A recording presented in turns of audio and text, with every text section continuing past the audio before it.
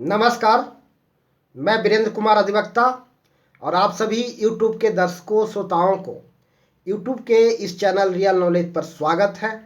और आज मैं पुनः आप लोगों के समक्ष इस चैनल पर अपना एक संक्षिप्त मंतव्य और विचार लेकर हाजिर हूं। और आज मैं बात करूंगा व्यवस्थापिका क्या है, व्यवस्थापिका का मतलब क्या है, इसमें मैं अपना एक संक्षिप्त मंतव्य और विचार लेकर हाजिर हूं।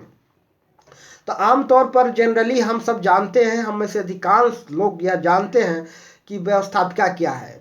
जैसा कि हम सब जानते हैं कि सरकार के 3 अंग होता है, व्यवस्थापिका, कार्यपालिका और न्यायपालिका। व्यवस्थापिका जो कानून बनाने वाली संस्था बॉडी है, और कार्यपालिका उन कानूनों को कार्यान्वित करता है, और न्यायपालिका न्यायिक निर्णय देने का काम करता है, यह देखने का काम करता है कि कानून सम्मत कोई काम हो रहा है या नहीं। तो यह है मूल, संक्षिप्त में कहें तो व्यवस्थापिका और कार्यपालिका और न्यायपालिका का अर्थ।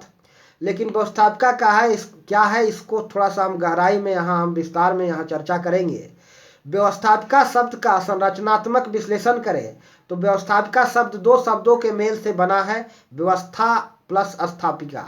व्यवस्था प्लस स्थापिका अर्थात व्यवस्था को स्थापित करने वाला। तो जो संस्था, जो निकाय, जो बॉडी व्यवस्था को स्थापित करता है उसे व्यवस्थापिका कहते हैं। तो व्यवस्था स्थापित करने वाला कौन सा बॉडी होता है? दरअसल जो कानून बनाती है, जो संस्था कानून बनाती है, वह व्यवस्थापिका कहलाती है। लेकिन व्यवस्था मूल रूप से स्थापित करने वाला समाज के एक विशेष वर्ग होते हैं, और वह वर्ग है दार्शनिकों का, ज्ञानियों का, विद्वानों का। दार्शनिक, ज्ञानी, विद्वानी, ऋषि, महर्षि ने ही व्यवस्था बनाई है। जो व्यवस्थाएं हमारे सामने मौजूद है, ये व्यवस्था मूल रूप से ज्ञानियों द्वारा, दार्शनिकों द्वारा, ऋषियों द्वारा, महर्षियों द्वारा बनाई गई है।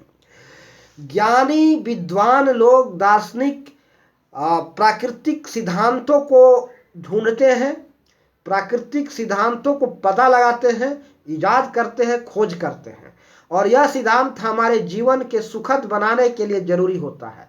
यह सूत्र, यह सिद्धांत जिसको जीवन में उतार करके हम अपने सुखद जीवन को प्राप्त कर सकते हैं, यह सूत्र और सिद्धांत को खोज करने का काम, पता करने का काम, पता लगाने का काम, इन सिद्धांतों और सूत्रों को प्रतिपादित करने का काम मूल रूप से दार्शनिकों का, विचारकों का, ज्ञानियों का होता है।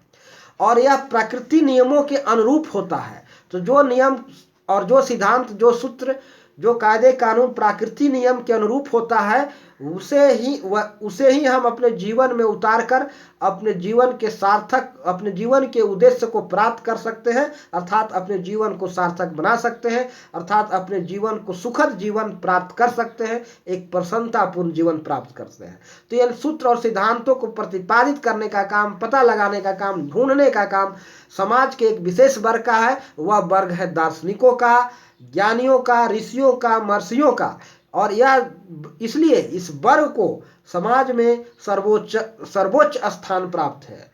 तो दार्शनिकों द्वारा ही मूल रूप से व्यवस्था बनाई जाती है। दार्शनिक ही उन सिद्धांतों को, वह सूत्र को, वह नियमों को पता लगाते हैं जिसे मानव जाति के कल्याण के लिए जरूरी होता है, और जिसे मानव जाति के कल्याणार्थ उपयोग में लाना जरूरी होता है, जो जनहित, संपूर्ण जनमानस के हित से जुड़ा होता है। उस सिद्धांतों को पता करने का काम, ढूंढने का काम दार्शनिकों का है। और हमारी व्यवस्था जो हम आज स्थापित हुई है, जिसे व्यवस्थापिका सभा ने जो व्यवस्था बनाई है, वह व्यवस्था इन दार्शनिकों द्वारा, ऋषियों द्वारा, महर्षियों द्वारा, ज्ञानियों द्वारा खोजे गए सिद्धांतों, सूत्रों, नियमों के अनुरूप होती है। और यह सिद्धांत प्राकृतिक नियमों के अनुरूप होती है, जो जीवन के, मानव जाति के, संपूर्ण जीव जगत के कल्याण के लिए है, और यह संपूर्ण जीव जगत के कल्याण से संबद्ध है। तो व्यवस्थापिका मूल रूप से दार्शनिकों का एक वर्ग है, ज्ञानियों का एक वर्ग है, जो सिद्धांतों को जन्म देता है। और आधुनिक रूप से जो हम कृत्रिम व्यवस्थापिका जो है हमारी, यह दार्शनिकों द्वारा प्रतिपादित सिद्धांतों और नियमों के अनुकूल ही कानून बनाती है। अर्थात दार्शनिकों द्वारा प्रतिपादित सिद्धांतों और नियमों और कायदे कानूनों को वह अमली जामा पहनाता है, अर्थात उस पर मोहर लगाने का काम करता है। तो हमारे आदि कृत्रिम व्यवस्थापिका दार्शनिकों द्वारा प्रतिपादित सिद्धांतों पर मोहर लगाने का काम करता है, और यह मोहर लगाना उसकी व्यवस्था है, क्योंकि यदि जीवन में उन सिद्धांतों को नहीं उतारा जाए, नहीं अपनाया जाए, वैसे नियमों को स्थापित नहीं किया जाए, उन सिद्धांतों और सूत्रों के अनुरूप व्यवस्था स्थापित नहीं किया जाए, तो सुखद जीवन को प्राप्ति नामुमकिन नहीं है। नामुमकिन है, सुखद जीवन की प्राप्ति मुमकिन नहीं है, नामुमकिन है। तो सुखद जीवन के प्राप्ति के लिए दार्शनिकों द्वारा प्रतिपादित सिद्धांतों और सूत्रों और नियमों के अनुरूप ही व्यवस्था बनती है, और वही उसी दार्शनिकों द्वारा प्रतिपादित सूत्रों और नियमों के अनुरूप व्यवस्था स्थापित होती है, और यह व्यवस्थापिका का काम दार्शनिकों के प्रतिपादित नियमों और सिद्धांतों के अनुरूप व्यवस्था बनाना है, जो लोकहित से जनहित से संबंध है। तो मूल रूप से व्यवस्थापिका का काम, व्यवस्थापिका समाज में व्याप्त, समाज में मौजूद दार्शनिकों का, ज्ञानियों का एक वर्ग है, और दूसरा कोई नहीं।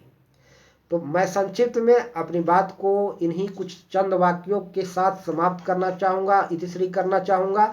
और सभी दर्शकों से मेरा गुजारिश है कि यदि मेरी बातें पसंद आए तो इस वीडियो को अधिकतम लोगों को शेयर करें, और चैनल को सब्सक्राइब अवश्य करें, और जनहित में वीडियो को अधिकतम लोगों को शेयर अवश्य करें। तो अंत में सभी को मेरा प्यार भरा नमस्कार। जय हिंद, जय भारत, जय श्री राम।